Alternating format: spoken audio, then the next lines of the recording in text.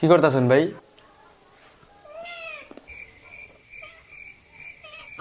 নদীতে সাঁতার কাটতেছি। কিন্তু আপনি তো খাইতেছেন। তুই জিজ্ঞেস করস কেন? আমি তো খাইতেছি, এটা দেখা যেতেছি। মানে খেয়ে কোনো কাজ নাই তোদের, নাকি কোনো কথা খুঁজে পাস না?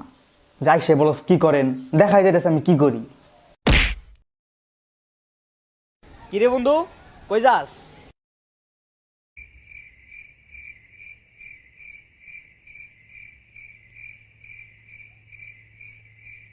বিয়ে করতে যাইতেছি।